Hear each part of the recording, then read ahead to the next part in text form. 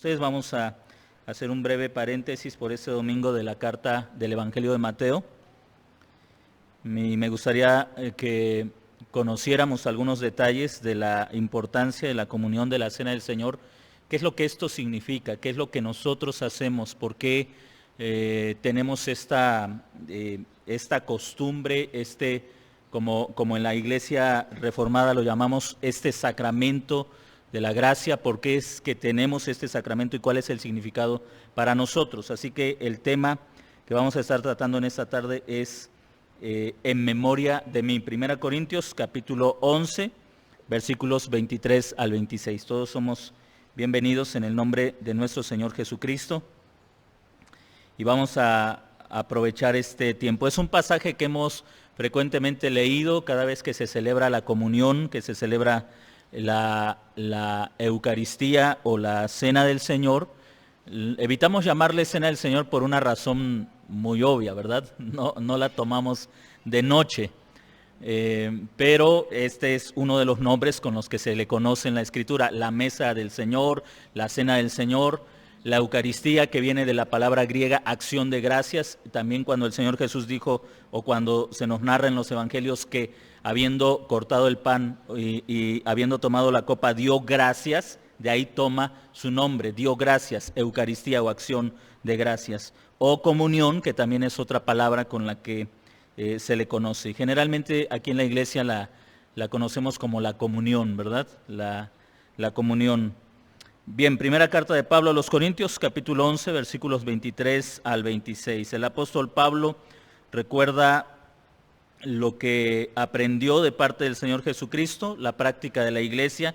Recuerden que la Cena del Señor está también estrechamente ligada, estrechamente relacionada con la Pascua judía, lo que conmemoraba la salida de la esclavitud egipcia en aquella ocasión, cuando Dios los liberó por la mano de Moisés. Primera carta de Pablo a los Corintios 11, 23 al 26. Porque yo recibí del Señor lo que también les he enseñado, que el Señor Jesús, la noche que fue entregado, tomó pan, y habiendo dado gracias, lo partió y dijo: tomad, comed, esto es mi cuerpo que por vosotros es partido. Haced esto en memoria de mí. Asimismo tomó también la copa después de haber cenado, diciendo: esta copa es el nuevo pacto en mi sangre. Haced esto todas las veces que la bebiereis en memoria de mí. Así pues, todas las veces que comiereis este pan y bebiereis esta copa, la muerte del Señor anunciáis hasta que Él venga. Tenemos aquí la lectura de la palabra del Señor. Hay tres aspectos que quiero considerar con ustedes en esta tarde. Hablando del significado de la Cena del Señor, el Señor establece tres aspectos esenciales que no debemos pasar por alto cuando la celebramos. Uno, que es un evento conmemorativo. Y después vamos a ver, sobre la base de esto, que la Cena del Señor es un memorial. Vamos a ver de qué cosas nosotros debemos acordarnos, qué es lo que debemos traer a nuestra memoria, qué cosas debemos traer a nuestra mente cada vez que celebramos la Cena del Señor. Lo primero entonces, hermanos, que vemos es que la Cena del Señor, nosotros entendemos que la Cena del Señor es un sacramento en una forma distinta a como lo entiende la Iglesia Católica. Solamente las iglesias reformadas, como las presbiterianas, las anglicanas, las luteranas, aunque las luteranas y anglicanas no entran precisamente dentro de la teología reformada, tienen mucho en común con ella. Creemos en la Cena del Señor y en el bautismo como el sacramento, como un sacramento. A diferencia de otras iglesias que no son históricas, que no ven el bautismo ni la Cena del Señor como un sacramento, sino que lo entienden más bien como una ordenanza, porque la palabra sacramento les suena a ritualismo y a catolicismo. La palabra sacramento no la inventó, como ya lo hemos visto, la Iglesia Católica, y tiene una idea también en la cultura romana de fidelidad. Los soldados tenían un tipo de ceremonia o un tipo de sacramento donde cuando el soldado romano tomaba ese sacramento le estaba jurando lealtad al César. De manera que para nosotros la Cena del Señor también es un sacramento porque en ella le estamos jurando lealtad a Jesucristo. Así que sí hay un sentido sacramental en la comunión, en la cena del Señor, y esa es la intención de Jesús al mostrarnos la cena del Señor no solamente como una ordenanza, como un mandato, sino como una relación, como una unión entre Cristo y aquellos que están participando de la cena, entre Cristo y aquellos que están comulgando o que están comiendo de la comunión, que hay una relación indisoluble por medio de su sacrificio, del Espíritu Santo y de lo que proclamamos con la comunión. Hay una relación indisoluble. Estamos jurando lealtad a aquel que nos compró, que nos redimió del pecado. Comenzamos con este punto. La cena del Señor es un memorial. El Señor Jesucristo le dice a sus discípulos, y Pablo lo recuerda en el verso 24, que habiendo dado gracias, Jesús parte el pan. Usted puede encontrar esta escena en el Evangelio de Mateo. De hecho, hace poco, en el correr de los estudios de Mateo, ya tratamos sobre la Pascua. En Lucas, también Lucas capítulo 22, también tenemos la institución de la cena.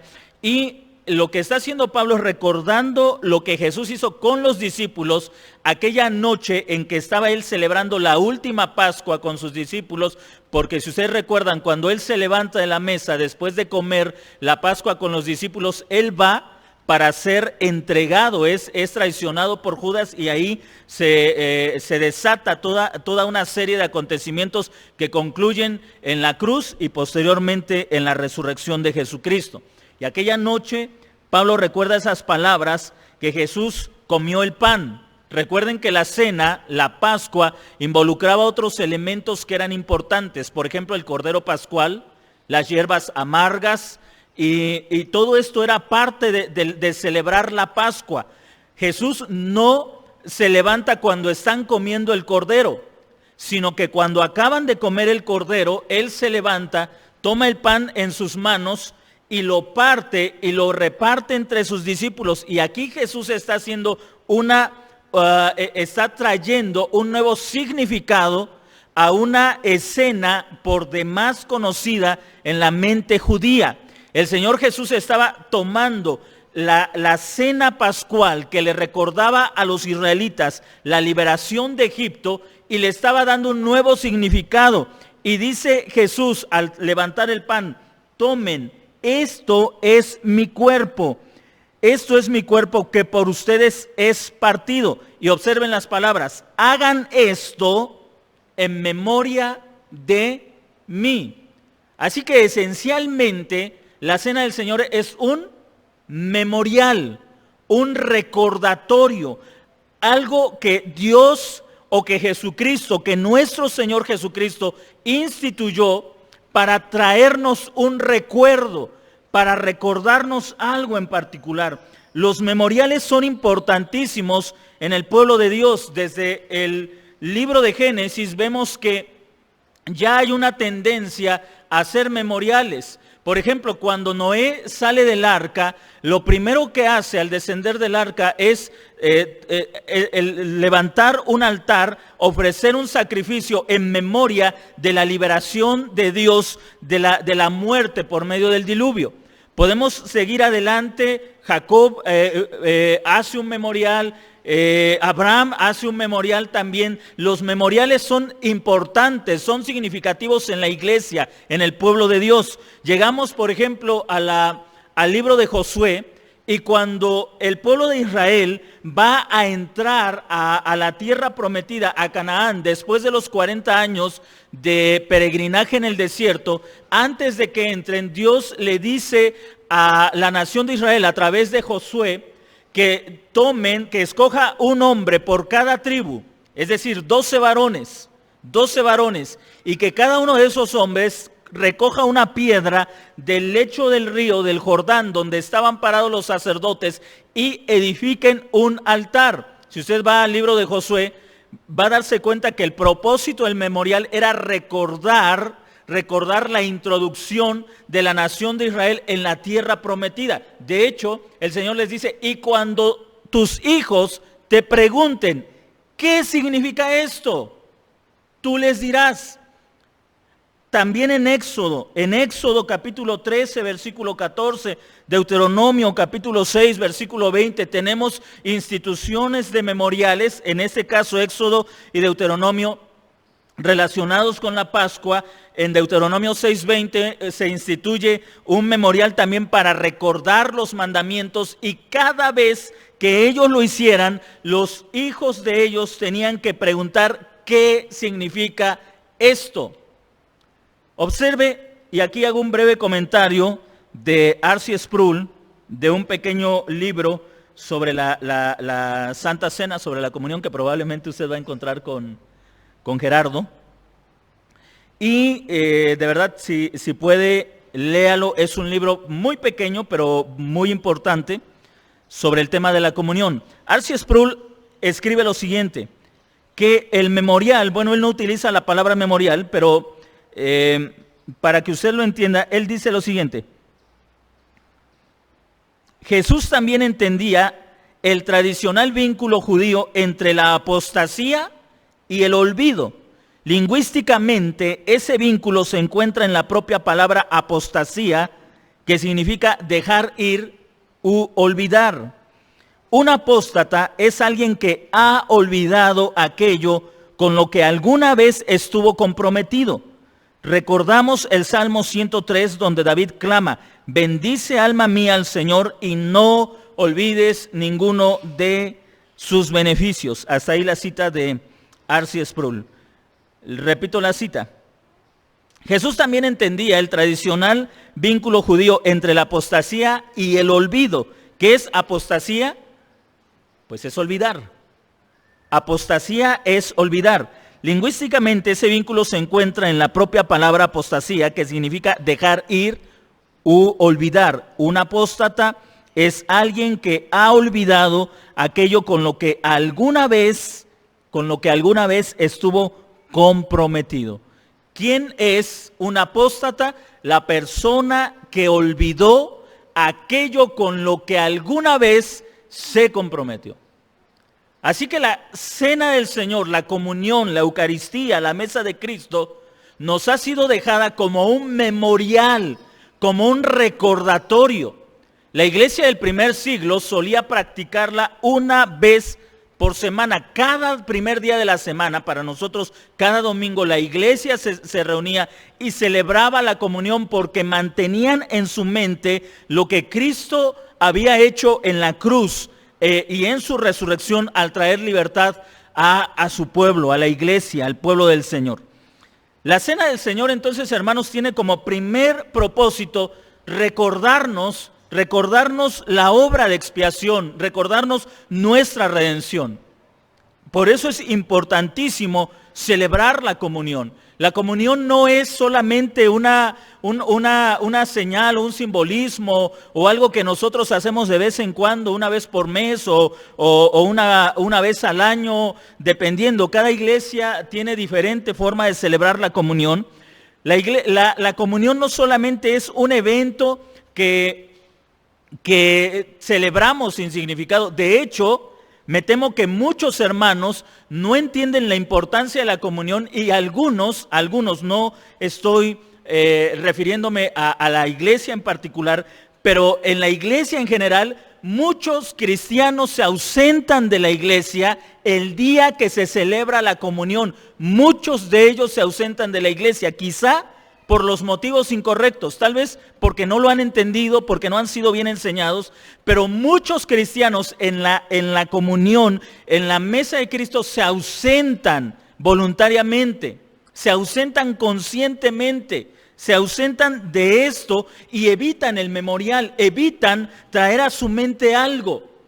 ¿Y qué está pasando con esto? Están corriendo el peligro de la apostasía. Están corriendo el peligro de la apostasía. En algunas ocasiones porque no han sido bien enseñados, porque piensan que la comunión es más la evidencia de mi fidelidad que de la obra redentora de Cristo.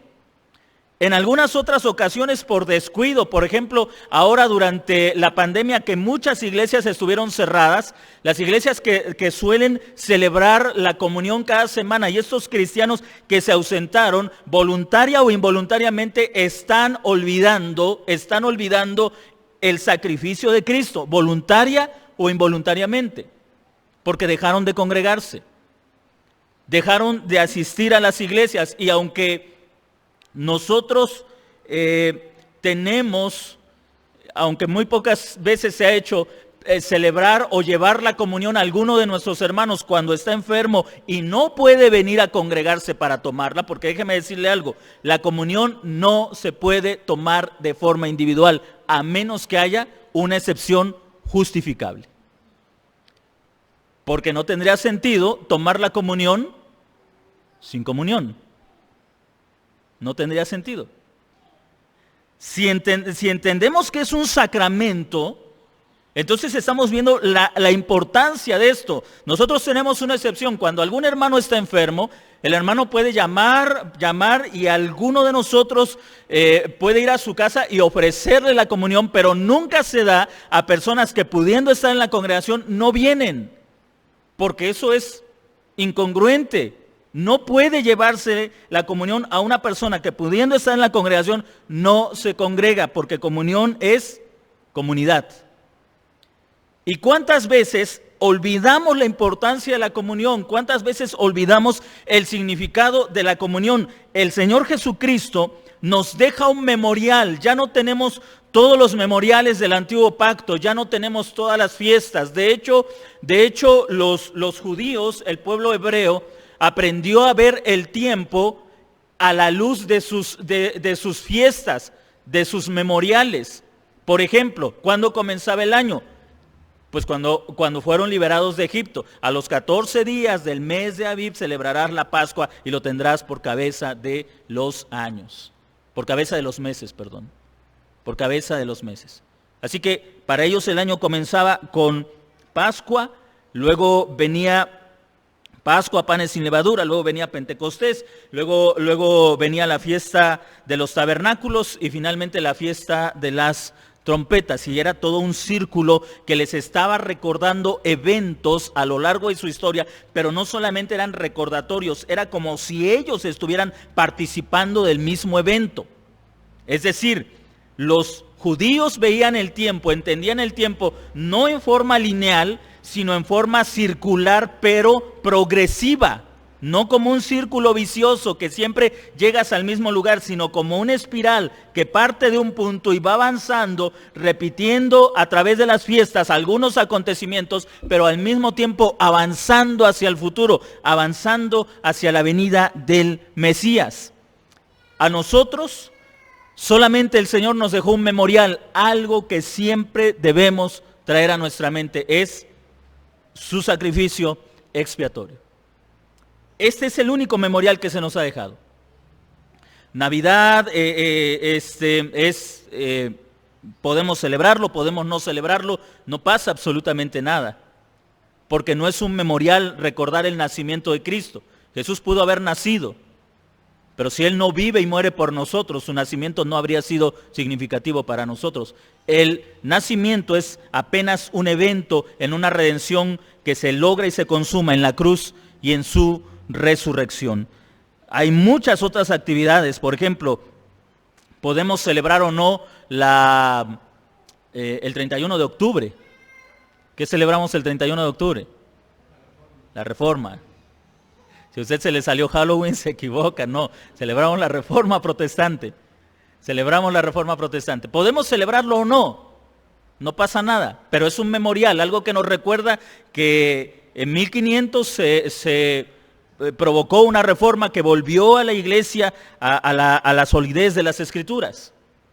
Pero Dios, por medio de Jesucristo, nos ha instituido este memorial y es muy significativo para nosotros. Entonces, la cena de Cristo es un memorial. Pero ¿qué debemos recordar? Cuando usted y yo nos sentamos, nos preparamos para comulgar, para participar de la comunión, ¿qué es lo que debe venir a nuestra memoria? Nosotros tenemos elementos que deben recordarnos el sacrificio de Jesucristo, pero es Jesús mismo quien les da ese significado. En el versículo 24, Jesús toma el pan y habiendo dado gracias, lo parte y le da un significado nuevo a ese trozo de pan, le da un significado nuevo y está relacionado con su persona, con su obra, con lo que Él está a punto de hacer por sus discípulos y por todos nosotros en aquella cruz. Esto es mi cuerpo. No voy a explicar el tema de las diferencias en la doctrina. Por ejemplo, los luteranos entienden que cuando Jesús dijo, esto es mi cuerpo, Martín Lutero sostenía que era una afirmación literal. Esto es mi cuerpo. No estaba afirmando la transubstanciación como los católicos, pero él creía que eso era el cuerpo literalmente de Cristo. En la iglesia protestante, en la iglesia reformada, creemos que esto es un simbolismo, que Jesús está dándole un significado simbólico al pan, que cuando Él dice, esto es mi cuerpo, no está diciendo, este pedazo de pan es una extensión de mi cuerpo, sino más bien, así como este pan es quebrado, así mi cuerpo será azotado, será lastimado, será maltratado por ustedes. Así como este pan va a ser repartido para su salud, para su vida, para su bienestar, así mi cuerpo va a ser azotado para su salvación, para su vida, para que ustedes tengan vida eterna. Hay una significativa diferencia entre la teología reformada, calvinista, y la teología luterana. Y desde luego entre nosotros y los católicos. Pero debemos entender que cuando Jesús estaba tomando ese pan, Él quería que cada uno de nosotros, cada uno de los cristianos, a lo largo de la historia, cuando comiéramos el pan trajera algo a nuestra memoria. ¿Qué es lo que usted debe estar recordando? A nuestra mente deberían venir pasajes como Isaías 53, por ejemplo. Mas Él herido fue por nuestras rebeliones, molido por nuestros pecados, y el castigo de nuestra paz fue sobre Él, y por sus llagas fuimos nosotros curados. Deberían venir pasajes como el Salmo 22, cuando David, que ya hemos hablado de este salmo, clama al Señor no solamente en sus sufrimientos, sino como profeta, hablando de los sufrimientos mesiánicos. Cuando usted tiene el pan en sus manos, tendría que venirle ese pensamiento a su mente, el sufrimiento de Jesucristo, que Él herido fue por nuestros pecados y molido por nuestras transgresiones. Eso debería venirle a su mente. Hace rato le decía, muchos cristianos se ausentan de la congregación porque no han entendido el sacrificio de Cristo. Para ellos participar de la mesa significa, ¿merezco participar de esta mesa? Es decir, ¿he sido lo suficientemente bueno para comer este pan? Y la mayoría de los cristianos limita su vida a lo que han vivido en una semana. Por ejemplo, el pastor puede decir, el próximo domingo vamos a celebrar la comunión. Así que en esta semana prepárense, hermanos. Prepárense en esta semana. Ajá, ¿y el resto de tu vida? Prepárense en esta semana. Algunas iglesias tienen por costumbre que en esa semana oran, ayunan, se preparan de formas que ni siquiera aparecen en las Escrituras como mandato para esa preparación. Hay un ritualismo necio, ingenuo, ignorante de la voluntad de Dios. No hay una percepción correcta. El Señor Jesucristo no le dice a sus discípulos, esto es mi cuerpo, prepárense para comerlo. Sino más bien crean que yo voy a la cruz por sus pecados. Que voy a la cruz por sus rebeliones, por sus transgresiones, por sus pecados. Que voy a la cruz por sus pecados. Jesús quiere que traigamos algo a nuestra mente y creo que hay un cierto sentido de de conciencia de lo indigno que somos al comer de ese pan. Pero más allá de centrarme en mi indignidad, de centrarme en mi incapacidad para ser una buena persona, para ser fiel a Dios, lo que el memorial exige es que yo recuerde que Jesús murió por mis pecados. Que si no hubiera sido por la muerte de Cristo, yo no estaría sentado a la mesa y mucho menos sería partícipe de la salvación a la cual hoy participo. No podría. Así que el memorial tiene ese propósito, recordarnos el sacrificio de Cristo. Recordarnos la razón por la que Jesús fue a la cruz del Calvario. ¿Por qué Él fue a la cruz? Él no fue para ayudarnos a ser mejores personas. Él no fue porque éramos buenos y como éramos buenos quiso hacer algo mejor para nosotros. Él fue porque estábamos muertos en nuestros delitos y pecados. Porque éramos enemigos de Dios. Porque éramos necios. Porque vivíamos según la corriente de este mundo. No estoy diciendo, hermanos, que no deberíamos esforzarnos por llevar una vida santa. Lo que estoy diciendo es que ninguno de nosotros puede rebajar la intención de este sacramento, de esta ordenanza. No podemos convertirla en una acción humana, sino más bien destacar la gloria de este sacramento. Darnos cuenta que estamos aquí por su gracia, por su misericordia, por su sacrificio. No podemos rebajarlo. Hay iglesias donde incluso se dice solamente los que son dignos de participar, por ejemplo, pasen adelante los que son dignos de participar. Los que no son dignos de participar salgan o quédense en sus lugares. ¿Sabe qué dice el apóstol Pablo? Pruébese cada uno a sí mismo. ¿Quién debería ser consciente? Y más adelante o en otras ocasiones lo hemos visto. ¿Quién debería ser consciente si debe o no debe participar de la comunión? Cada uno de forma personal. Cada uno de forma personal debería decir, ¿soy digno o lo estoy haciendo con indignidad? No soy digno de tomar este sacramento. Y esto pone una responsabilidad en mi vida, probar mi propia fe.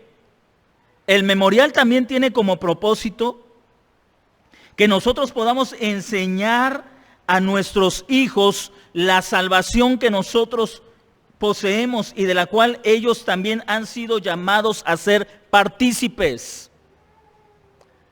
En la iglesia, nosotros y nuestros hijos participamos de la comunión, participamos de esto. Y la responsabilidad, observe lo que dicen en el libro de Éxodo.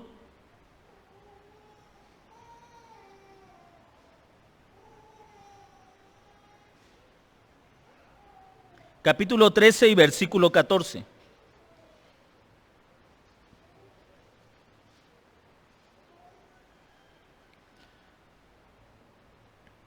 Eso en relación a la redención del primogénito. En el versículo 14, Éxodo capítulo 13, versículo 14, encontramos estas palabras. Y cuando mañana te pregunte tu hijo diciendo, ¿qué es esto? ¿Por qué sacrificas al primogénito de las bestias, de tus bestias? ¿Qué es esto que estás haciendo?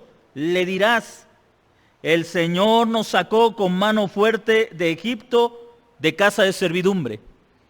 Y endureciéndose Faraón, para no dejarnos ir, el Señor hizo morir en la tierra de Egipto a todo primogénito, desde el primogénito humano hasta el primogénito de la bestia, y por esta causa yo sacrifico para el Señor todo primogénito macho y redimo al primogénito de mis hijos.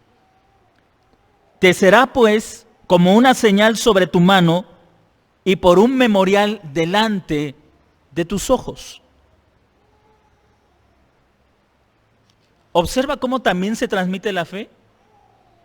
Nosotros tendríamos que aprender y continuar motivando la fe en nuestros hijos. ¿Cómo?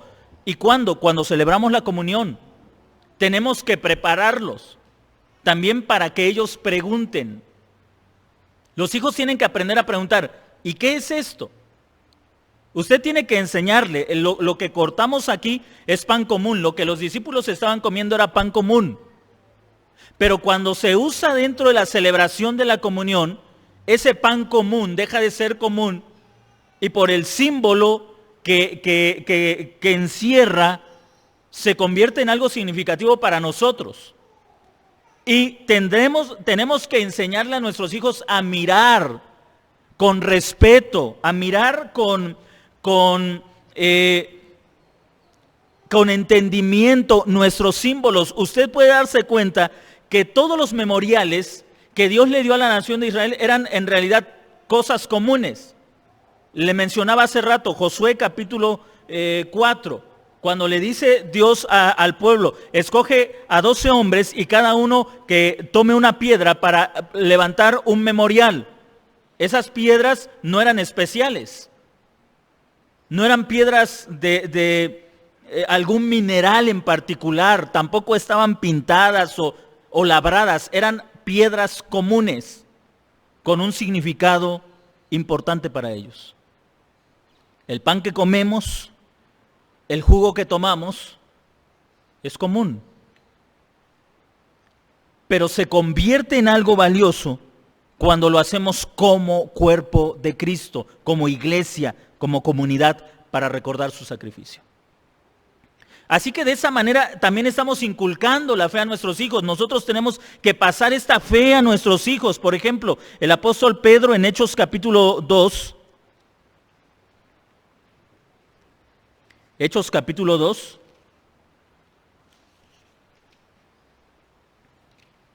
Hay iglesias donde a los niños no les permiten comulgar, participar de la comunión. La iglesia reformada está dividida en ese aspecto. Algunas iglesias reformadas lo permiten, otras no. Pero entendiendo que nuestros hijos han nacido dentro del pacto de la gracia, entonces entendemos que son llamados también a participar de este sacramento, como también son llamados a llevar la señal de que pertenecen a Dios a través del bautismo.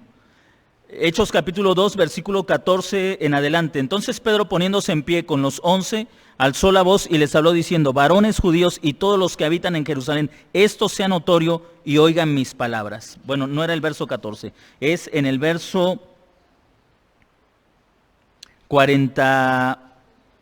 38. Sí, gracias. Verso 38. 2:38. Pedro les dijo, arrepentíos y bautícese cada uno de vosotros en el nombre de Jesucristo para perdón de los pecados y recibiréis el don del Espíritu Santo, porque para vosotros es la promesa y para vuestros hijos. ¿Por qué nuestros hijos participan de la comunión? Porque la promesa de redención y de la presencia del Espíritu Santo es para nosotros y para nuestros hijos. ¿Por qué nuestros hijos participan del bautismo? Porque la promesa de redención es para nosotros y para nuestros hijos. Cuando nosotros les damos de comer el pan a nuestros hijos, desde luego, cuando ellos ya tienen una edad suficiente para comerlo, también tenemos que enseñarlos, motivarlos, animarlos a que pregunten ellos, ¿y qué es esto? ¿Qué es esto que me estás dando? Tenemos que ayudarlos, motivarlos a despertar esa fe que hay en ellos, y nosotros podemos contestarles de esta manera. Podemos decirles que a través de Jesucristo obtenemos el perdón de nuestros pecados y la presencia del Espíritu Santo en nuestras vidas, y que para ellos es también esa promesa de que Dios perdone sus pecados y ponga su Espíritu también en ellos, porque son hijos del pacto. Hijos del pueblo del pacto. Así que hay promesas. No solamente es algo que nosotros debemos ver con ligereza, es un memorial. Y este memorial es para inculcar la fe, para traspasar la fe. Cuando las iglesias separan a los niños de la comunión, los están separando de la fe también.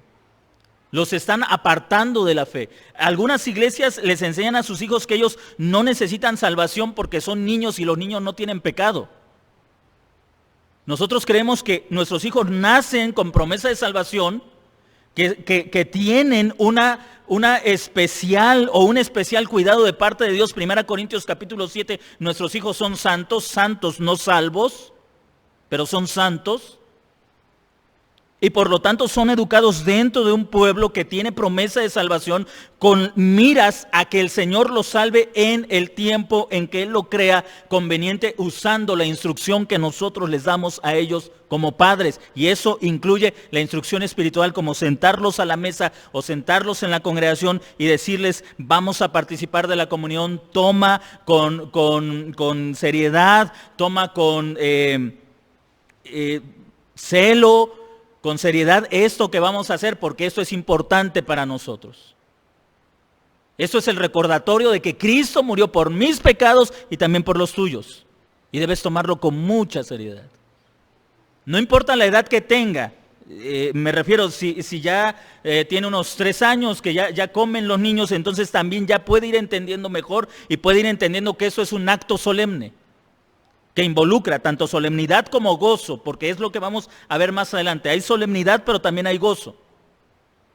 Y debemos aprender a mezclar ambos aspectos, que no vean con ligereza. Es tal vez la misma galleta que a lo mejor pueden ellos comer cuando van a la escuela o cuando usted le compra en su casa. Es la misma galleta, tal vez es el mismo jugo, pero aquí tiene una imagen distinta, porque lo estamos haciendo en memoria de Cristo, en memoria de Él.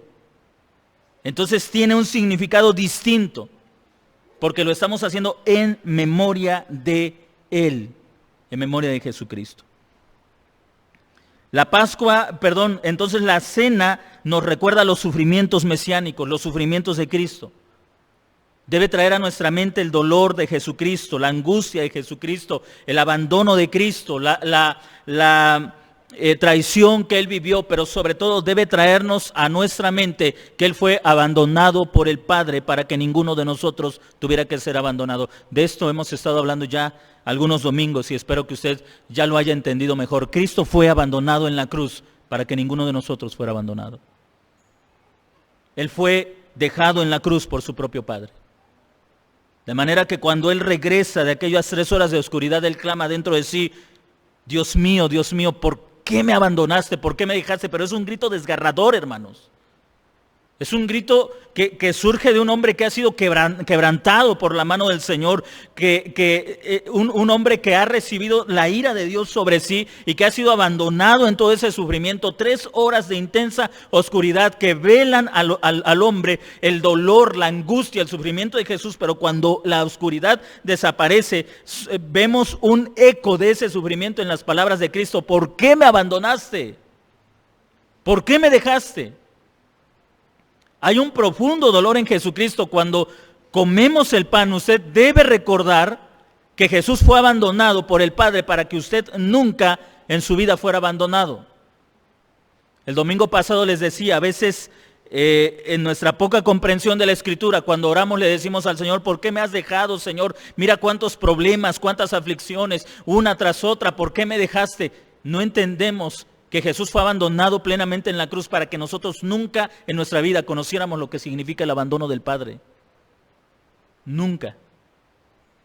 Nunca lo vamos a conocer porque Jesucristo fue abandonado en nuestro lugar. Podremos pasar por situaciones difíciles, a lo mejor viene un sufrimiento, estamos saliendo de él y viene otro y luego viene otro y luego viene otro, pero nunca experimentaremos lo que significa sufrir abandonados por el Padre. Nunca lo sabremos porque Él ya fue abandonado en nuestro lugar. Y cada vez que usted come el pan, debe recordar: Cristo sufrió, padeció y fue abandonado por mis pecados, por mis maldades, por mis transgresiones, para que yo nunca sea abandonado. Así que en ese sufrimiento que usted está pasando, dele gracias al Señor. Gracias porque sé que no estoy solo, porque sé que tu mano está conmigo. A veces tendemos a hacernos las víctimas o mártires, pero en realidad Cristo está a nuestro lado. Sí creemos en Él. Las únicas personas que están abandonadas en un sentido son los incrédulos. Ellos sí están abandonados. Porque rechazan al único que puede darles herencia entre los santos. Versículo 25. Así que esta parte, el versículo 24, tiene un aspecto de angustia, de dolor, de sufrimiento. Esto es mi cuerpo que por ustedes es entregado. Versículo 25. Asimismo tomó también la copa después de haber cenado diciendo, esta copa es el nuevo pacto en mi sangre. Hagan esto todas las veces que la bebieran en memoria de mí. Recordamos el sufrimiento, pero también debemos recordar cuando tomamos el jugo que estamos celebrando un nuevo pacto. Estamos celebrando un nuevo pacto. Tal vez para esto nos haga bien recurrir a la analogía de las Escrituras. Josué, libro de Josué,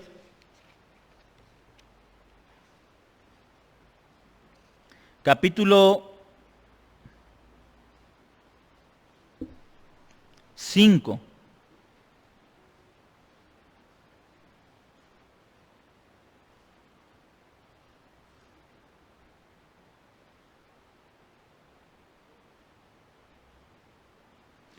Capítulo 5. Le voy a pedir que en su casa lea el capítulo completo, pero observe lo que dice el verso 9 y 10. Capítulo 5, versículos 9 y 10. Y los hijos de Israel acamparon en Gilgal y celebraron la Pascua a los 14 días del mes por la tarde en los llanos de Jericó. Observe lo que dice el verso 11. Al otro día de la Pascua comieron del fruto de la tierra, los panes sin levadura, y en el mismo día espigas nuevas tostadas. Versículo 12.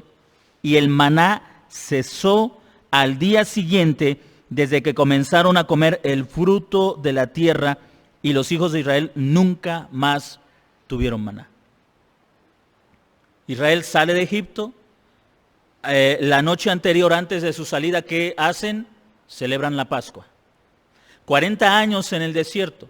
Ellos no vuelven a celebrar la Pascua hasta que cruzan el Jordán y entran a la tierra prometida.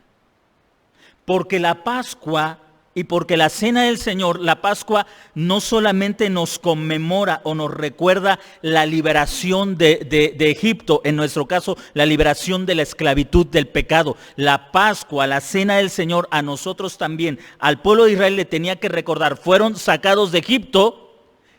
Pero la salvación tiene que ver con dos aspectos: liberación de la esclavitud y participación de las bendiciones del Señor. El Señor no dejó a Israel diciendo solamente, ya son libres, ya no son esclavos. Él los introdujo a la tierra que fluye leche y miel.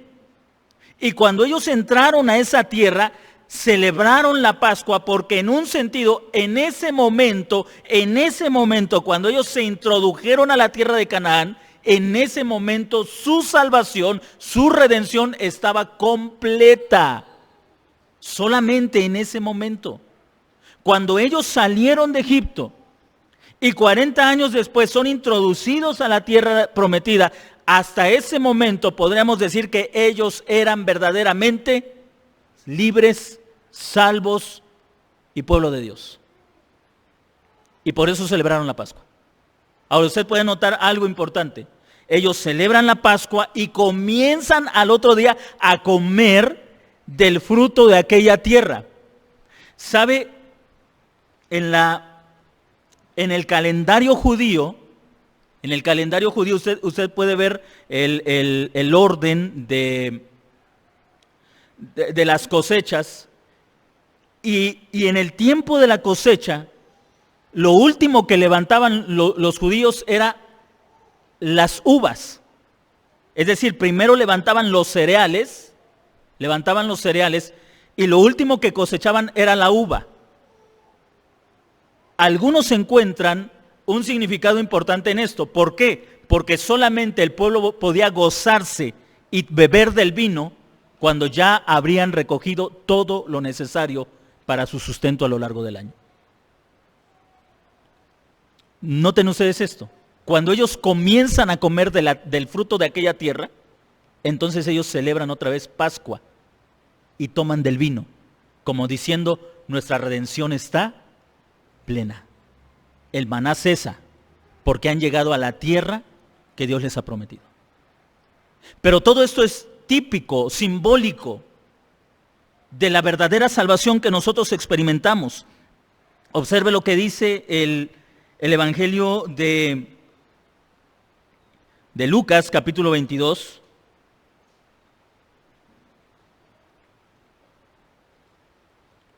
Lucas, capítulo 22.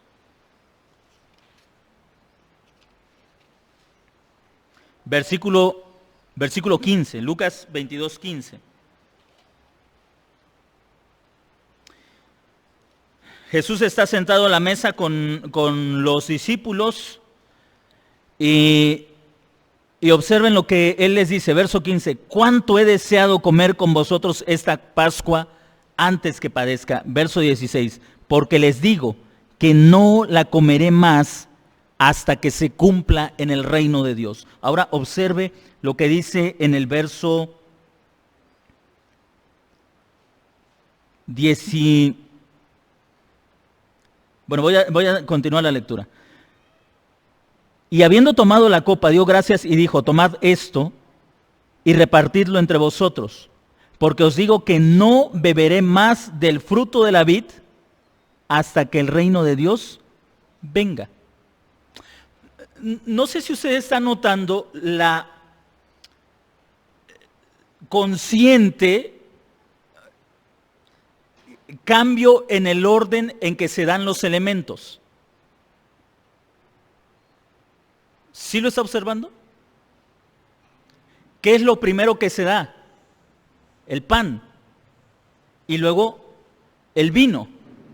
Pero Lucas está invirtiendo conscientemente el orden de los elementos. ¿Por qué? Ahora, él no se equivocó, él no está haciendo una liturgia incorrecta. No es que se le olvidó, se equivocó Lucas, que primero va el pan y luego va el vino. ¿Por qué? Porque Lucas nos está ligando ¿con qué? Con Josué capítulo 5. Está ligándonos con esto. Cuando la nación de Israel entra a la tierra prometida, ellos beben el vino. Y lo que está haciendo Lucas es invertir el orden por una razón teológica. No porque nos está dando una forma distinta de dar los elementos. De hecho, en la liturgia primero es el pan y luego el vino. No pasa nada si se invierte, pero no es que a Lucas se le esté olvidando cómo se dan los elementos. Observen lo que dice, porque lo que está haciendo Lucas es relacionar esto con lo que pasa en Josué capítulo 5 y lo está relacionando con lo que el vino simboliza. Observe lo que dice el verso 16, porque les digo que no comeré más hasta que se cumpla el reino de Dios. Y habiendo tomado la copa, dio gracias. ¿Qué significa el reino de Dios? Entrar plenamente a las bendiciones del pacto. Tus pecados te son perdonados y la presencia del Espíritu Santo en medio de nosotros. ¿Cuándo sucedió esto? ¿Cuándo cayó el antiguo pacto? En el año 70. Cuando cae el templo, el antiguo pacto queda completamente anulado. ¿Qué es lo que Jesús está diciendo? Jesús le está diciendo a sus discípulos, volveré a tomar con ustedes el vino. ¿Cuándo? Observen, cuando se cumpla en el reino de Dios, versículo 18, cuando el reino de Dios venga. Y ya estudiamos las parábolas de Mateo que hablan acerca de la venida del reino. ¿Y qué es la venida del reino? El establecimiento del nuevo pacto y la caída del antiguo pacto. Esperamos la consumación del reino, pero no la venida del reino. El reino se estableció cuando el antiguo pacto cayó en el año 70 y fue destruido el símbolo del antiguo pacto y entró en vigor el nuevo pacto. El reino de los cielos se estableció, vino. Ahora esperamos su consumación. Pero Jesús está haciendo esa relación. No lo volveré a beber hasta que el reino de Dios venga. Y esto nos está llevando ¿a dónde? Daniel capítulo 9, por ejemplo. Capítulo 12 también. Jeremías capítulo 31. Hebreos capítulo 8. Capítulo 10. La intención de Jesús, y lo que yo quiero que ustedes entiendan, es que precisamente al celebrar la comunión recordamos dos cosas. Fuimos liberados de nuestros pecados, pero ¿qué beneficio tendría ser liberados de nuestros pecados y al final de cuentas abandonados? Hay películas donde la trama es, por ejemplo, un hombre libera a un niño o a un joven de la esclavitud, pero una vez que lo libera le dice, bien, ya eres libre, tú por tu lado y yo por mi lado. Pero ¿qué es lo que quiere aquella persona que ha sido liberada? Seguir a su libertador, ¿no es cierto? Ahora imagine que el Señor solamente nos salva. Bien, ya no eres esclavo del pecado, ahora sigue tu vida. No. Lo que hace el Señor no solamente es librarnos del pecado, sino introducirnos a su presencia. Eso es lo que hemos estado también observando. Observe Hebreos capítulo 8 y luego capítulo 10. Así que Jesús dice, no volveré a tomar de esto hasta que venga el reino de Dios. Es decir, hasta que se cumpla, hasta que caiga. Y ¿no le parece también increíble la relación que existe entre los 40 años que Israel pasa peregrinando en el desierto antes de entrar a la tierra prometida y los 40 años que encontramos desde la crucifixión de Cristo y su consecuente resurrección hasta la caída de Jerusalén en el año 70? Precisamente me parece que el 16 o 19 de agosto se conmemora la destrucción del templo. Así que hace apenas unos 15 días, 20 días atrás, se estaba conmemorando la destrucción del templo de Jerusalén, después de que fue sitiado en el año 70, 3 meses y medio, como bien lo dijo la Escritura, tiempos y la mitad de un tiempo, 3 meses, 3 años y medio, después de haber sido sitiado por Tito y caer posteriormente en el 16 o 19 de agosto. Así que Israel está llorando la destrucción de su templo. Nosotros estamos celebrando que la caída del templo implicó la introducción del nuevo pacto, la introducción de un nuevo y mejor pacto. Hebreos capítulo 8, versículo 8, porque reprendiéndolos dice, he aquí vienen días, dice el Señor, en que estableceré con la casa de Israel y la casa de Judá un nuevo pacto, no como el pacto que hice con sus padres. ¿Cuál pacto? Pues el pacto abrahámico, el pacto de la circuncisión, el pacto de la ley, el día que los tomé de la mano para sacarlos de la tierra de Egipto, porque ellos no permanecieron en mi pacto, y yo me desentendí de ellos, dice el Señor, por lo cual ese es el pacto que haré con la casa de Israel. Después de aquellos días, dice el Señor, pondré mis leyes en la mente de ellos, y sobre su corazón las escribiré, y seré a ellos por Dios, y ellos me serán a mí por pueblo, y ninguno enseñará a su prójimo. Y continúa, pero ahora observe lo que dice en el capítulo 10, que es una repetición del mismo, pero añade, capítulo 10, versículo 16.